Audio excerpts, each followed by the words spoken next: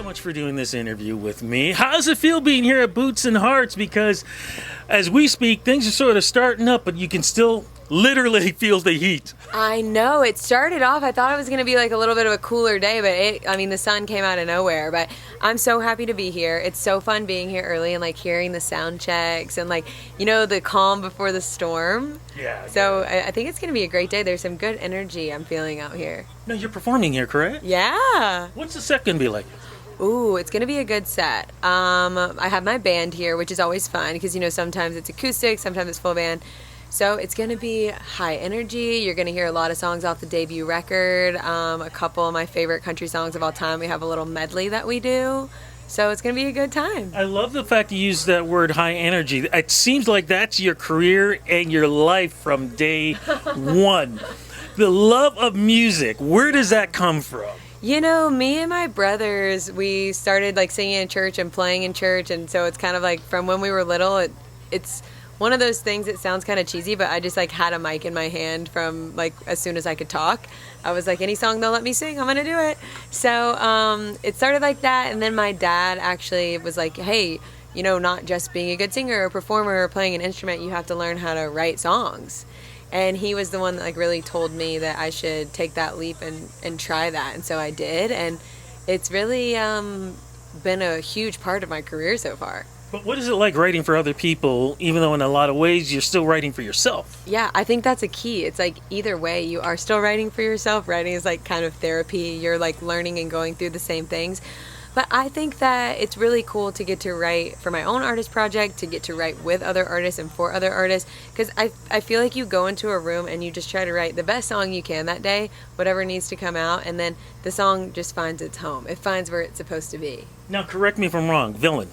Yeah. Is that the song that really sort of moved you from stage to stage? Yeah, I would say that Villain was it was my first cut to country radio. So it was like my first taste of what that could be, and it inspired me to definitely like keep writing and keep working. And so then I met Megan Maroney along the way, and another big song was I'm Not Pretty. And then one of her current singles, You Had to Be There, featuring Kenny Chesney. We got to write that together, which is just insane. Then on top of that, putting out my debut album, sending my debut single to country radio. It's called I Wish You Would, featuring Midland. So it has been like an amazing year. And you've shared the stage with some of the biggest acts in the world. Oh, I've gotten to share the stage with a lot of amazing artists, gotten to sing with a lot of amazing artists.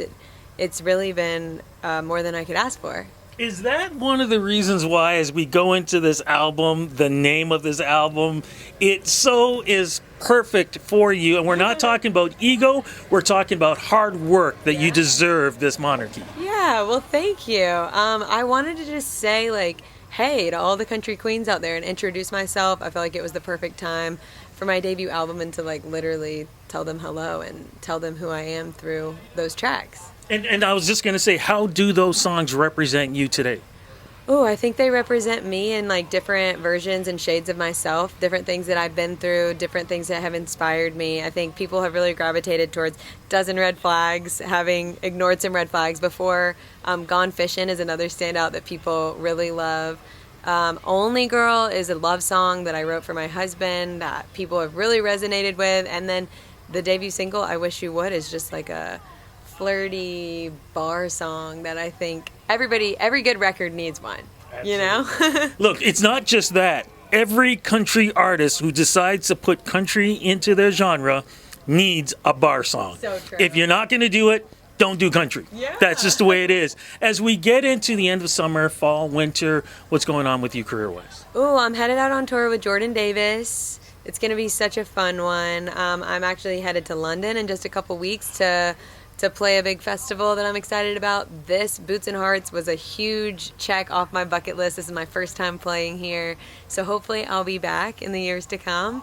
But yeah, we have a busy year shaping out and just more promoting the album. Hopefully some new songs coming out soon. So keep your ears open. Last question. Any chance for holiday music as we will be going into the holiday season? Ooh, honestly, you got me there. I haven't thought about it. Ooh, I guess hope I so. got to start shifting gears, but I do have Boots on Santa's version out that it can hold you over. Fantastic. Congratulations on the new music. Congratulations on the career. Thank you so much for doing this interview with me, but especially doing it here at Boots and Hearts. Thank you for having me.